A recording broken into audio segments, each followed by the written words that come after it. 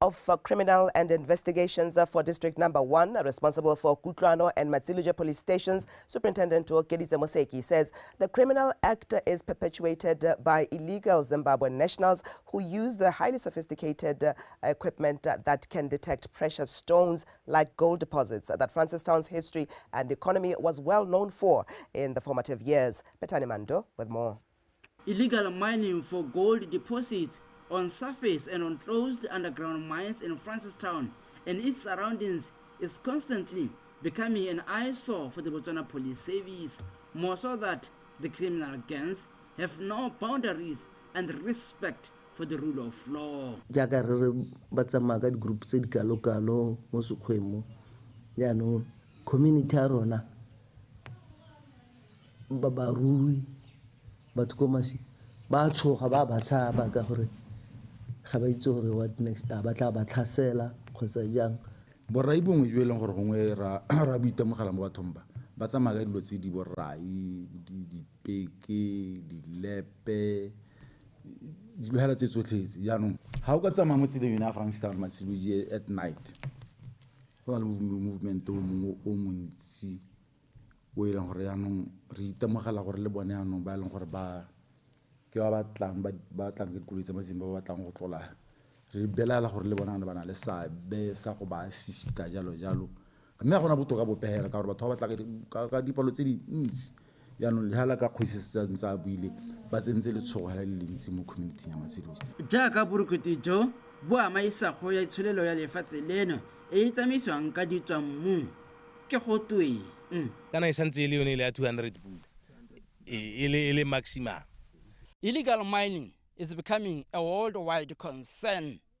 Is Botswana becoming a hotspot of illegal mining activities, especially in this area? The Botswana Police Services and other government agencies are fighting tooth and nail to bring to an end this illegal act that will certainly rob Botswana's economic fortunes. Betani Mando, BTV News, Francistown.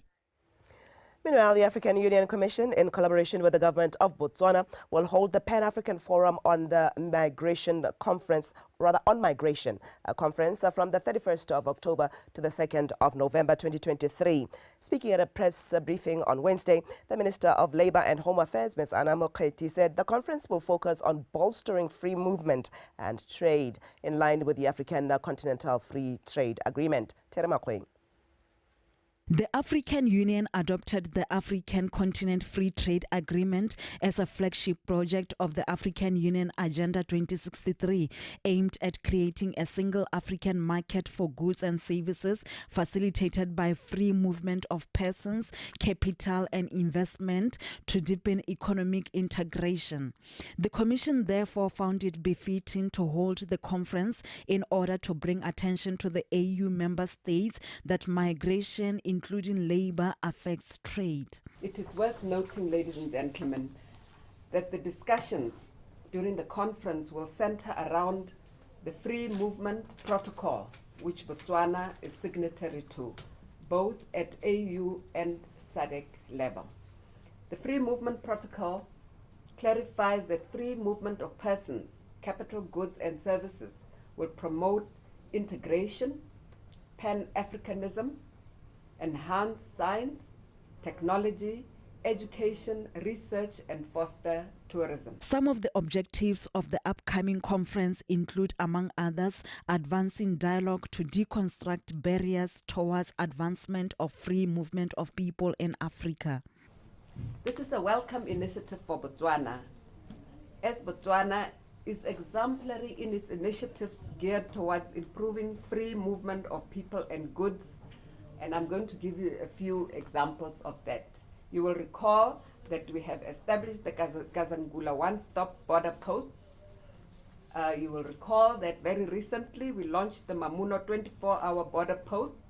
And you will also recall, ladies and gentlemen, that we have launched the use of the National Identity Card, OMANG, to cross the borders between Botswana and Namibia. So, Botswana is making significant headway in that regard, ladies and gentlemen. We are ahead of most countries in Africa already. And hence why Botswana is a good host for this conference. The conference, which will commence at the end of this month, comes at a time when government is looking into migration as its approach in improving trade relations. Terry Makhoeng, BTV News, Gaborone. Khansi North Member of Parliament, Mr. John Tite, says Dakar settlement has not been receiving enough services and development from the government as the piece of land is owned by the Dutch Reformed Church.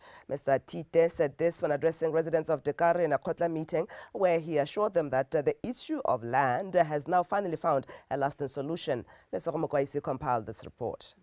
Shortage of residential land, water and a clinic are some of the challenges that have been affecting residents of Dakar, even though the government's wish was to provide all this, but failing because the land was privately owned. This has now been resolved as the government has now reached an agreement with Dutch Reformed Church leadership, and now residents will start enjoying the services and developments from the government like any Motswana. Go ta dithabolo le bebereko bana ba rona ba tshwantse ba bereka ba itirela clinic ne le mo thulaganyo ya dithabolo go te NDP 11 take beja me ne le priority project ine le project e re puso e sa le bonyo gore le ikupile nna le batho ba dikara gore le toka clinic ya tona yena le maternity